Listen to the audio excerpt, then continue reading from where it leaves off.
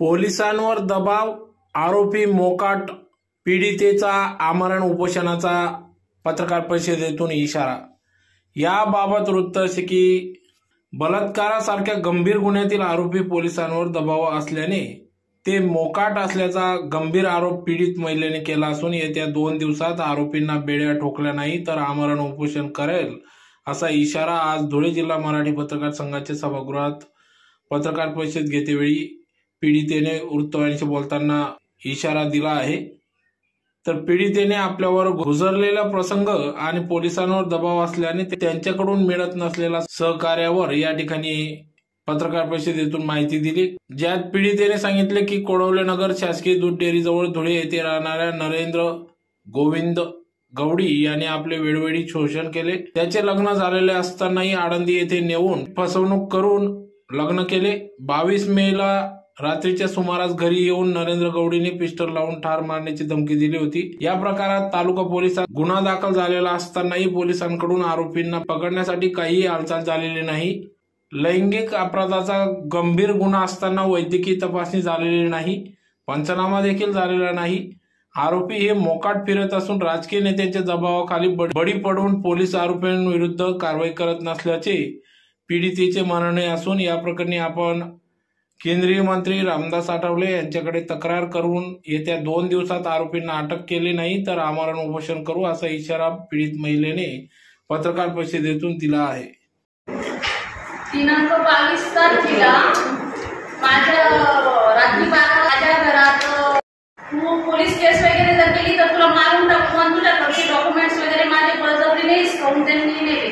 त्यानंतर मी रात्री 12 वाजता संपर्क केल्यानंतर मी गुन्हा दाखल करायला गेले तर सकाळी 4:45 वाजता माझा गुन्हा दाखल झाला।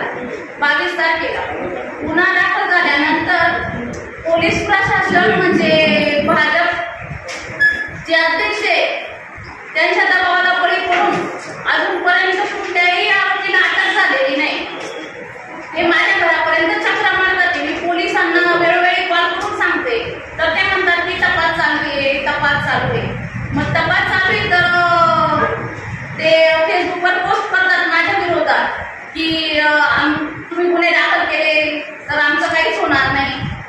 मग गुन्हा खरा आहे की खोटा आहे हे भाजपचे कार्यकर्ते मनानेच ठरवतील का की गुन्हा खरा केलाय की खोटा केलाय। त्यांचे भाजपचे कार्यकर्ते संजय शर्मा झाले, आकाश परदेशी फेसबुकवर पोस्ट टाकताय की गुन्हा खोटा दाखल केलेला आहे, म्हणजे पोलीस तपास करणार नाही आणि परस्पर हेच ठरवून घेतील गुन्हा कोणी खरा केलेला आहे खोटा दाखल केलेला आहे। आजपर्यंत अत्याचार झाल्यानंतर कोणतीच महिलेचं नाव सुद्धा पेपर नाही आलेलं मी आजपर्यंत बघितलेलं नाही। पण आज अशी परिस्थिती झाली की मला स्वतःच मीडिया समोर येऊन पत्रकार समोर येऊन माझी जी कथा माझ्याबरोबर घडलेलं आहे, माझं जे प्रकरण ते मला स्वतःच मांडावं लागतंय कारण मला न्याय भेटतच नाही। पोलीस प्रशासनाने अजूनपर्यंत कोणालाही अटक केलेली नाही।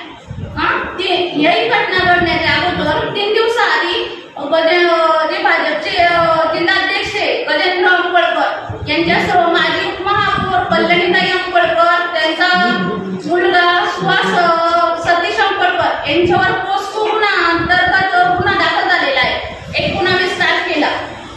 तरीही आणि ते झाल्यानंतर 3 दिवसातच त्यांच्या अशी घटना गंभीर स्वरूपाचा गुन्हा घडलेला असताना 3 दिवसानंतर परत बलात्काराचा गुन्हा दाखल होतो। 307 आर्मे गुन्हे इतके मोठमोठे कलम लावलेले गुन्हे दाखल होतात तरी त्यांना अटक होत नाही। मग ही दडपशाही का लोकशाही? पोलीस प्रशासन त्यांच्या दबावाला का बळी पडतंय? मला न्याय का भेटत नाही? आरोपींना अटक का होत नाही हे मला पोलिसांना विचारायचंय।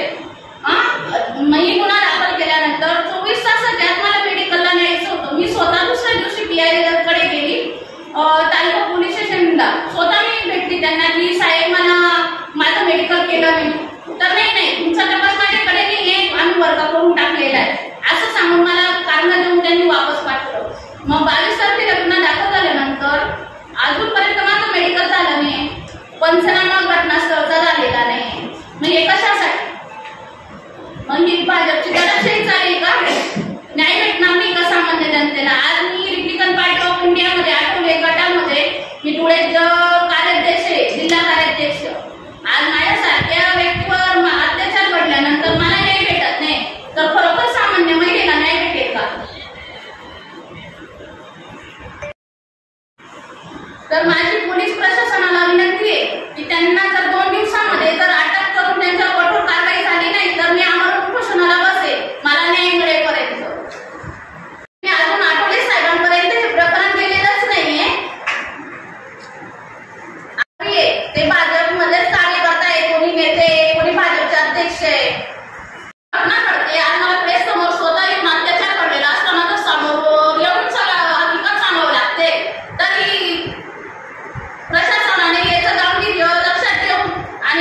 यांच्यावर कठोरात कठोर कारवाई करून यांना 2 दिवसात जर अटक नाही केली तर मी स्वतः आमरण उपोषणाला बसणार आहे. त्यांना सीसीटीव्ही मध्ये दिसतात ते दोघं जण स्विफ्ट गाडीमध्ये इथून गेले. त्यानंतर त्यांनी माझे 80 प्रकारचे फोटो काढून घेतले, व्हिडिओ काढले नरेंद्र गोविंद गवळी याने, आणि दोघं पण गाडीमध्येच होते. म्हणजे जो गुन्हा याने केला आहे दोघांनी पण सोबतच समक्ष मी सुद्धा असताना मला कळत सगळं दिसत होतं, पण मी काहीच हालचाल करू शकत नव्हती.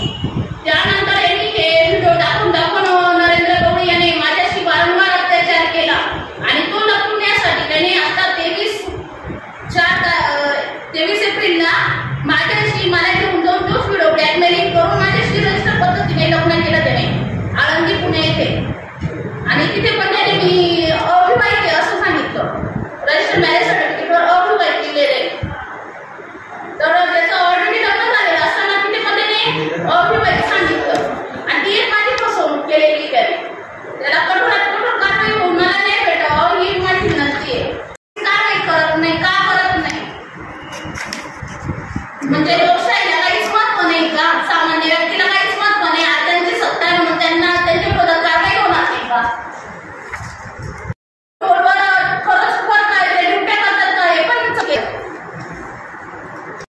दिनांक 22 तारखेला माझ्यावर अत्याचार करून मला रिव्हॉल्वर लावून जीवेठार मारायचा प्रयत्न केला. आरोपी नरेंद्र गोविंद गवळी, सुहास सतीश अंपळकर, चेतन गवळी, उमेश गवळी, यशराज पाटील यांनी सिटी पॉइंट हॉटेलला नेऊन मला गुंगीचे औषध देऊन स्विफ्ट डिझायर गाडीमध्ये टाकून माझे अश्लील प्रकारचे फोटो व्हिडिओ काढून मला वेळोवेळी व्हायरल करायची धमकी देऊन माझ्यावर नरेंद्र गोविंद गवळी याने वेळोवेळी अत्याचार केलेला आहे. 22 तारखेला तालुका पोलीस स्टेशनचे पोलीस निरीक्षक यांनी फक्त गुन्हा दाखल करून घेतलेला आहे. माझं अजूनपर्यंत मेडिकल पण झालेलं नाही आणि पंचनामा देखील अजूनपर्यंत झालेला नाही. जर येत्या 2 दिवसामध्ये जे घटनेतील माझ्या आरोपी आहेत त्यांना जर अटक झाली नाही तर मी 2 दिवसामध्ये आमरण उपोषणाला बसेल.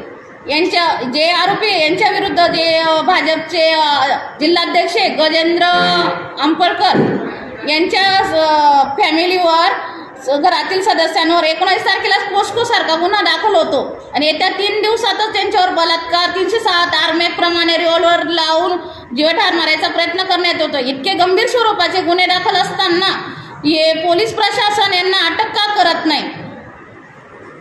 जर येत्या 2 दिवसामध्ये माझ्या गुन्ह्यातील आरोपी आहेत ते माझा वेळोवेळी पाठलाग करतात, माग काढतात आणि मला कामासंदर्भात मी घरात एकटी कमवता असल्यामुळे मला बाहेर यावंच लागतं.